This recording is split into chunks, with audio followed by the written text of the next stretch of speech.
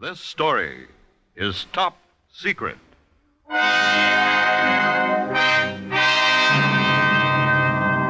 The new Top Secret show starring Ilona Massey as the Baroness Karen Geza in transcribed top secret stories of present-day intrigue and espionage, and brought to you now each Monday at this time.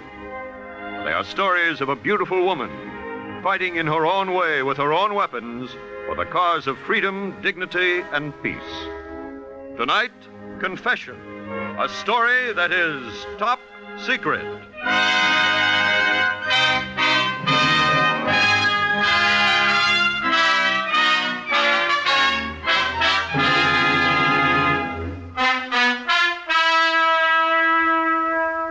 This assignment began because of my friendship for Mary Bryant. It ended in tragedy. I can still hear that voice, flat, expressionless, no longer the voice of a man, but the voice of a thing. Religion is the opiate of the masses. There is no God. Religion is the opiate of the masses. There is no God.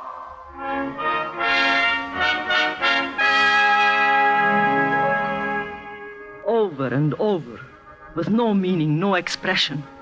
This is what they did to Jerry Bryant. They broke his mind. I was given the assignment of finding Jerry Bryant and bringing him back because of a letter.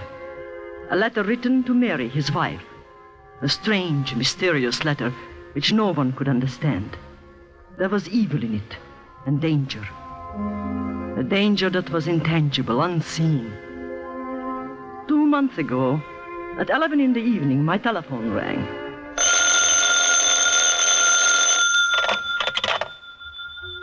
Hello? Karen, it's Mary Bryant. Can you come over right away? Tonight? Yes, right away. I've been trying to get you all day. Mary, is something wrong? I got a letter from Jerry. A letter? Yes, From where? Bulgaria. Karen, please come quickly. I'll be there in 20 minutes.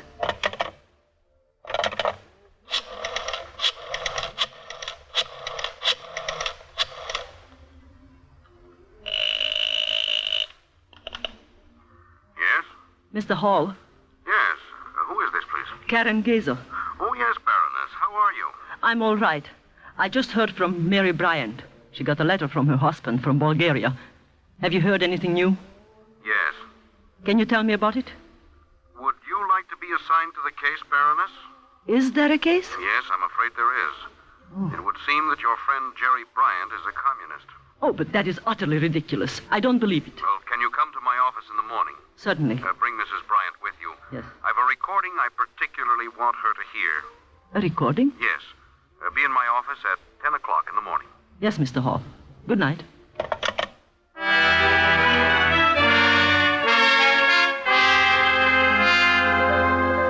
I had known Mary Bryant for 10 years, before the Nazis murdered my husband in Vienna.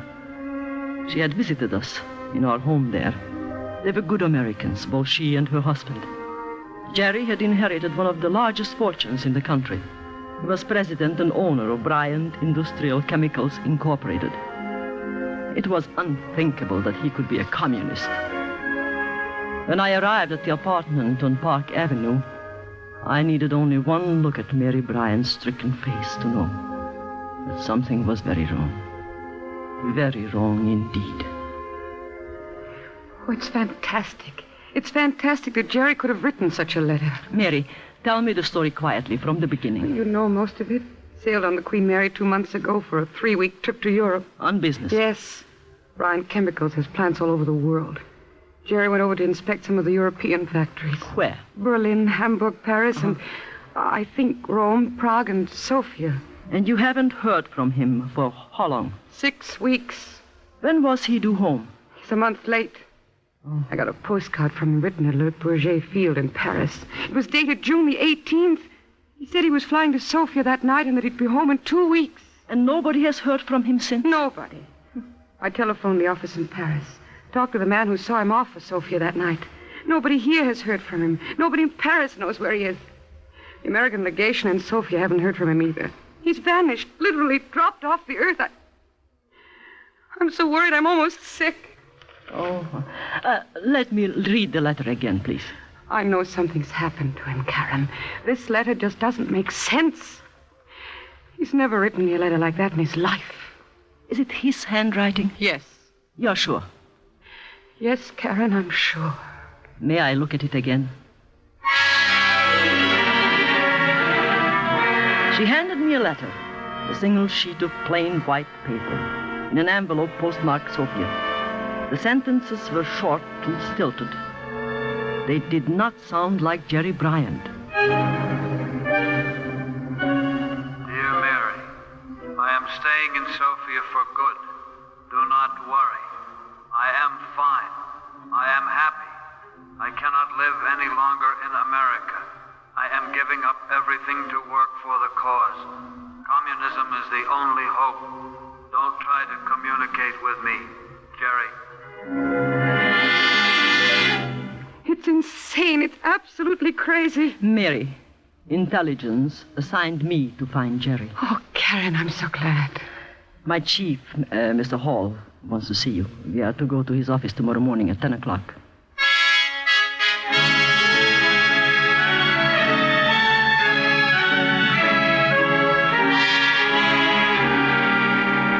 Of course, Mrs. Bryant, you understand that it is possible the letter is genuine. Mr. Hall, will you stop saying that, please? There is no possibility the letter is genuine.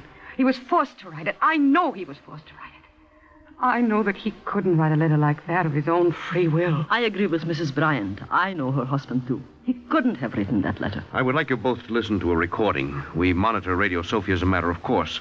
A week ago, the announcement was made that a Mr. Jerome Bryant, president of Bryant Chemicals Incorporated, would make a speech later that evening. A speech? The recording, which I'll play for you, is an actual transcription of the broadcast as it was made in Sofia. I'd like to know whether or not this is your husband's voice. Have you heard this, Karen? No. It's rather a shocking record, Mrs. Bryant. Truth everywhere can be known. This is Jerome Bryant of New York City. Yes, it's him. I'm speaking from Sofia. Speaking to the world so that the truth everywhere can be known. I was a Wall Street warmonger. I am or was a member of one of the richest families in America. What's What he I am saying? talking about I know, and I quiet. swear it is the truth. Day after day, I attended meetings. Meetings held behind closed doors. Meetings at Wall Street, but which Wall Street millionaires planned in human life their dealings, in suffering, in blood. Oh, he's crazy. They've America driven does him not crazy. care how much blood is quiet, spilled as Mrs. long as the Bryant. dollars keep rolling in. I myself has participated in discussions where the subject was how much money could be made out of selling arms and ammunition to the poor half-savage natives to kill themselves with in Civil War. You can prove my story by going down to the foot of Wall Street where it meets with Broadway. Right at the end, looking down that street of greed, is my office. Right at the end of Wall Street where it meets Broadway, facing east. Shut it off, That is Mr. where I Hall. have Shut it myself off. planned how much money I could make out of human life. Sickening. Just sickening. At the foot of Wall Street, corner of Broadway. Do you know what building faces east? Building? What building? The building where those meetings were supposed to be held is Trinity Church.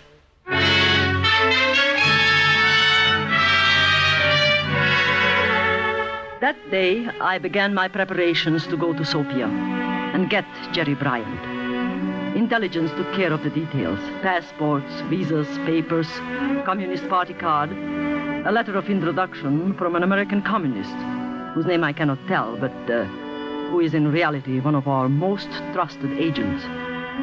I had one last interview with my chief, Grenville Hull. Well, Baroness, I guess we've thought of everything. Yes, except my contact in Sofia. He has a dozen names, a dozen professions. At the moment, he is a porter in the Royal Hotel. Oh. His name is Daudet, Franz Daudet. He was born in France, now is a naturalized American and one of our best operators. You will contact him by a number. A number? He has in his possession a U.S. $1 bill. The number is A12132068F. A12132068F. Right. Remember it, don't write it down. If we can get Jerome Bryant back here, we can prove that every so-called communist confession in the past has been extorted. I'll do everything I can. I know you will. But remember, this is completely unofficial, completely. In espionage, there is no protection in danger. No recognition, even in death. I know that, Mr. Hall. And I know, too, that my first mistake will be my last.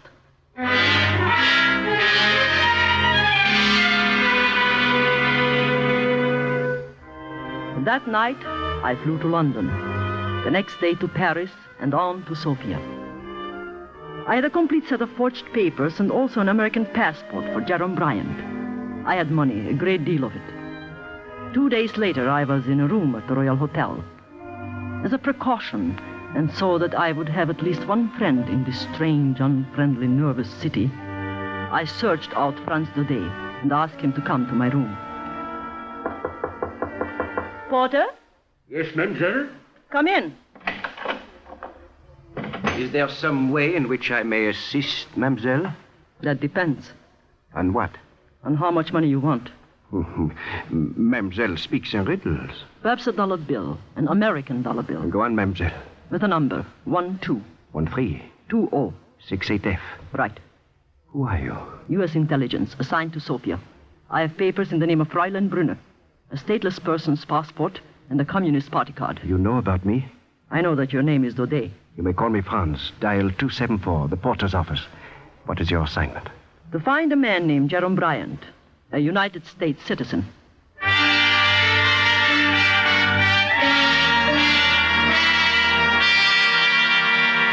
Then followed the months of total inaction.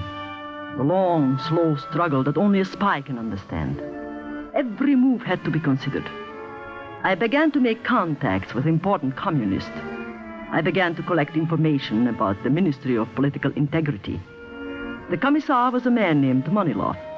How I made friends with him does not matter. In espionage, as in love and war, all is fair. It took bribe money and a lot of it to find out that Jerome Bryant was being held a prisoner in the experimental wing on the ministry building in downtown Sofia. At the end of 2 months, Comrade Maniloff was in love with me. I encouraged him in every way I knew, and I know many, many ways. At last, after some rather strong drinks, he himself brought up the subject I had been wanting so long to discuss.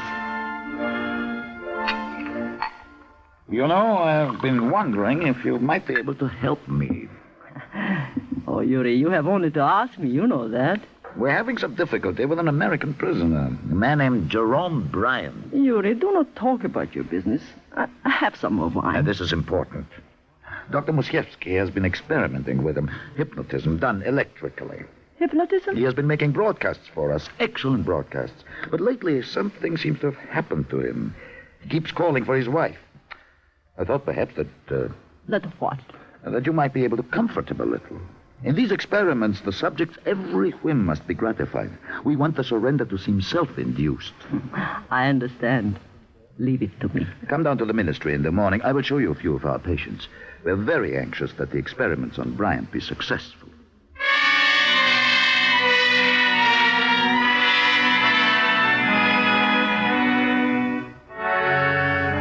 I could hardly conceal my excitement. It had been so easy, so absurdly easy. The next morning, I went to Maniloff's office. He took me into the east wing on the 2nd floor. I had been expecting a prison.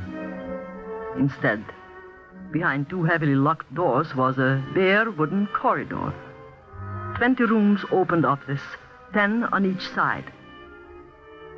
Comrade Maniloff showed me some of the cases. You might be amused at the woman in number 7.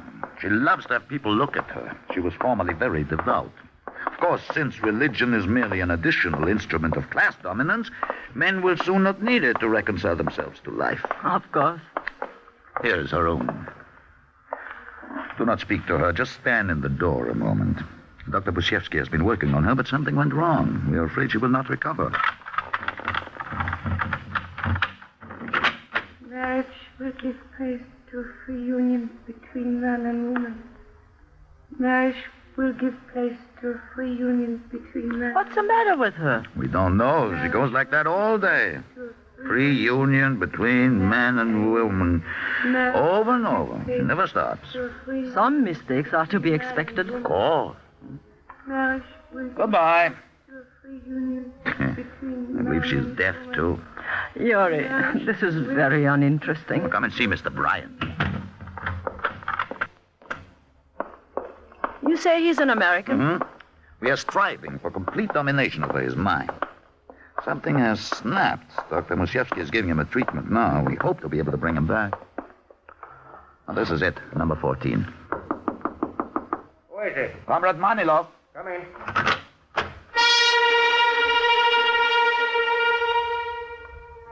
I could hardly believe my eyes. A man was strapped to what looked like an operating table. From metal bands around his head, wrists, and ankles, wires led to a square machine on a desk. I bit my lips to keep from saying his name. It was Jerome Bryant. His hair was matted and uncut. His face was pasty white. His eyes were closed. It took a tremendous effort to remain casual, disinterested. The machine made a low humming sound that seemed to fill the room. Comrade Brunner will be glad to help you, Doctor, if there's anything she can do. Yes, of course. I'm nearly finished with him. Just half an hour today. He keeps calling for his child. His child? I believe he may mean his wife when he uses the word baby. Oh. Perhaps when he regains consciousness, you might try to soothe him a little. Talk to him gently. The sound of a woman's voice might prove beneficial. This machine is still experimental. We wish to dominate the mind without causing insanity. And sometimes the smallest details help. Are you finished the treatment? In a few moments. I'll be in my office. We can have lunch when you are through, huh? Yes, Yuri. I'll see you later. I wish to give him a little more. America is bad. America is bad. True honesty is found only in the proletariat. True honesty is found only in the proletariat. Religion is the opiate of the masses. Religion is the opiate of the masses. Speak to him. What shall I say to him? Something from the party line. Speak quietly. Go ahead. Democracy is intolerant and decadent. Democracy is intolerant and decadent. Good, good. Sometimes they will not react to any voice but mine. We wish the ideas to become a part of the personality, not a hypnotic state. Is he kept like that for long? No, he's had enough for today. How often do you do this? Every day for an hour. Is he in pain? No. We send a very light oscillating current through his temples and wrists. It is the gland injections that cause the delirium. Talk to him yourself. Tell him you are taking the place of his wife, that she does not love him anymore. You can leave the details to me, Doctor. Yes, I'm sure we can. You see, we wish him to make a special broadcast. Oh? When? The day after tomorrow at night, 8 o'clock in the old opera house. We would like him to sound perfectly natural, as though the speech was his idea, not ours. Baby. There it is again, baby. Baby. I'm sure it is his wife. Baby. Say something. Jerry, darling, I'm your baby now. Smell my perfume. Baby. I'm your baby. Come on, smile for me. Well, Smile. I will leave you with him. You are doing splendidly. Your face is so hot, Jerry. Oh, poor baby, smile at me. If you want me, I will be across the hall. All right. Jerry, darling, smile at me. Jerry. Baby, I'm sick. I'm so sick. Jerry, look at me. It's Karen. Karen, open your eyes and look at me. Marriage will give place to a free union between man and woman. Marriage will... Jerry, what have they done to you? Jerry, listen, it's Karen. America is bad. America... No, Jerry, that's not true. I'm your friend. I'm Karen, Mary's friend. Mary? Mary's safe in New York. Yeah. Jerry, listen. Can you understand me? Yes. They want you to make a broadcast. Not tomorrow night, the next night. Do you understand that? Yes. Do exactly what they ask. I'll try to come with you. Tell them you want to see me tomorrow and that you want me to come to the broadcast. Do you understand? True honesty is found only in the proletariat. True honesty... No, Jerry, no. Jerry, open your eyes. Yes, that's it. Now look at me. Look at me. I'm Karen. Yes. If I can get you out of this building, I can get you home. Do you understand that?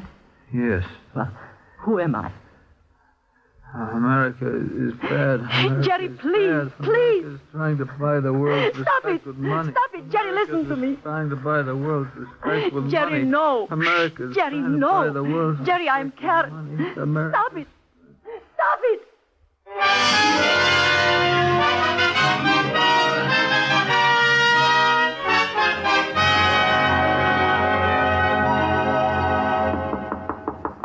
Come in.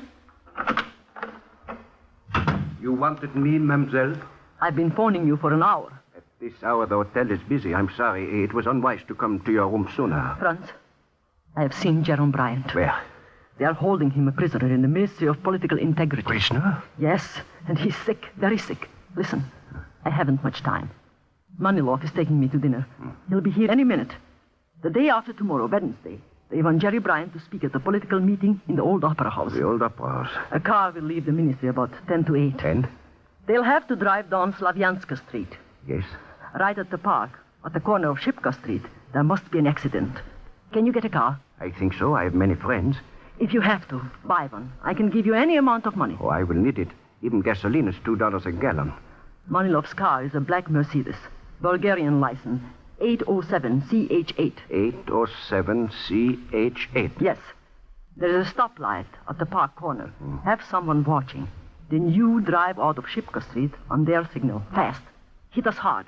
If possible, hard enough to make Manilov's car unfit to drive. Leave it to me, mademoiselle. It will have to happen very fast. In the confusion, I will get Jerome Bryant out of the car. How? I have a gun. If there is shooting and if the plan goes wrong, you will be finished. I will be unable to help you then. It can't go wrong. It can't. I have many friends, mademoiselle. In this country, under the communists, there are only two kinds of people. Those who love communism and those who hate it.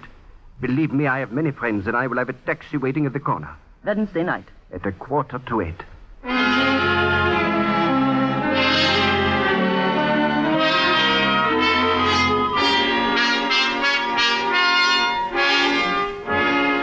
Jerry, are you all right? All right. The doctor is coming. We are going for a drive in a car. Do you understand that? A drive. Yes, and there will be an accident. Accident. I told you, we have planned it. The minute it happens, you've got to get out of the car quickly. Do you understand? Understand. The very instant it happens, quickly. I'll be right beside you. Who are you? Karen, I'm Karen. I'm your friend. My friend. Shh. Here he comes. Well, Mr. Bryant, how are you feeling tonight? Hello, Doctor. Tonight. Oh, you look very nice, Mr. Bryant. Shaved, dressed, very nice. She's my friend. Of course she is. And I am your doctor, remember? Comrade Manilov is downstairs with his car. We're going to take you to the opera house, and you are going to make a speech, aren't you? Yes. Good. Take his other arm. Yes. And remember, Mr. Bryant, we are all your friends. We are all very fond of you.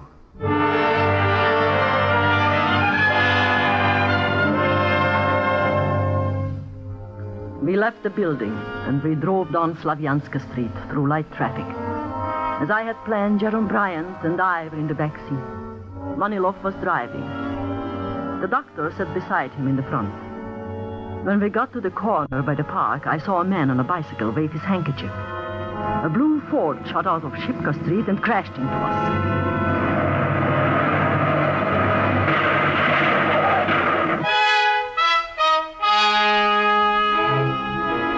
For a moment, we were stunned. The doctor hit his head on the dashboard and slumped down unconscious. I kept Manilov covered with my gun. And then Jerome Bryant started to cry, and he wouldn't move. He just sat there, babbling. In a matter of seconds, a crowd collected. A policeman helped Manilov out of the car, and in a few seconds, the whole scheme had backfired.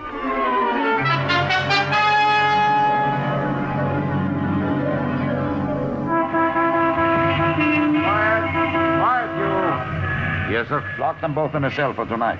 In the morning, they're to be brought to my office in the Ministry of Political Integrity. Yes, sir. And guard the woman well. She's not what I thought. Yes, sir. I will not forget this, Fräulein Brunner. Take them away, quickly. Your friend, comrade. Have an ambulance come for him, quickly. And take them away. Take them away. All right, you two. Move. Please do not hurt him. He's ill. Very ill. Wall Street warmongers are causing the war. Lean on me, Jerry. The Wall Here. Street warmongers Take my are arm. causing the war. Will you shut up? Will you stop it? Stop it. Baroness. What did you call me? That car over there, take it. Here are the keys. I work for France today. Oh, thank God. When you're through with the car, leave it parked in front of the American legation.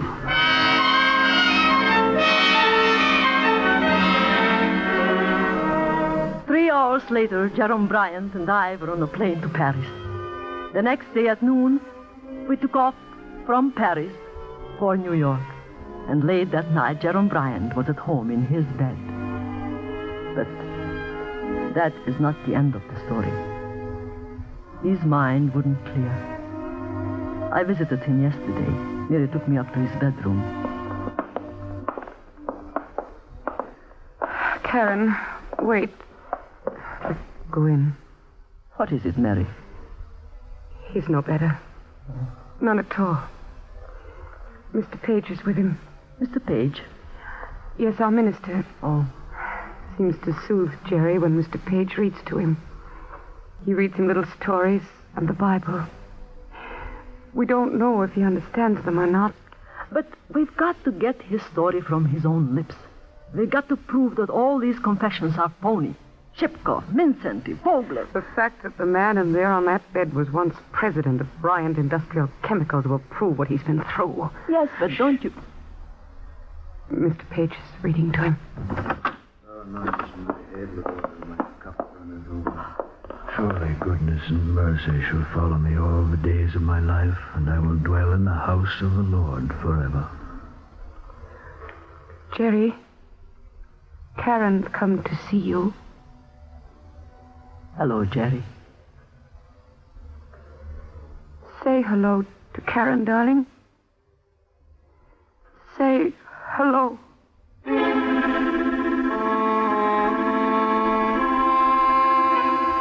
The figure on the bed didn't say anything. He didn't have to. The story was all there. The confession written in his face. Written in his staring, vacant eyes. Written by the communists. Written in red.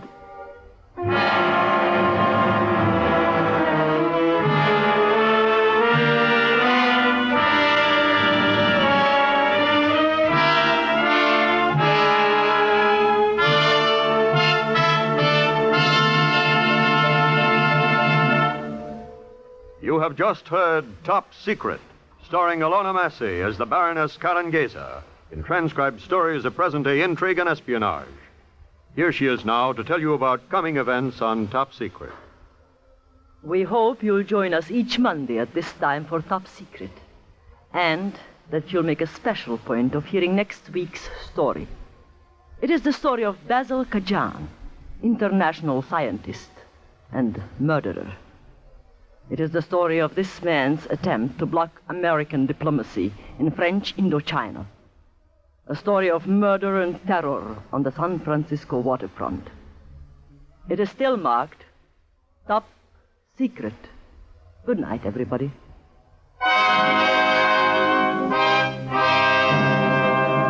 Top Secret is written, directed, and produced by Harry W. Junkin. Heard in support of Miss Massey tonight were Inga Adams as Mary Bryant, Alan Stevenson as Jerry, Guy Repp as the Doctor, Louis Van Ruten as Hall, and Peter Capel as Moneylove. The music was composed and conducted by Dr. Roy Shield.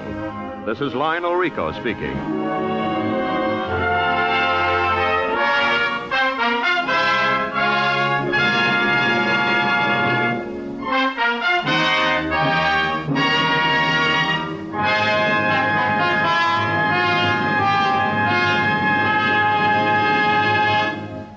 Top Secret stories are entirely fictional. Any similarity is purely coincidental. Make a date with Fibber McGee and People Are Funny tomorrow on NBC.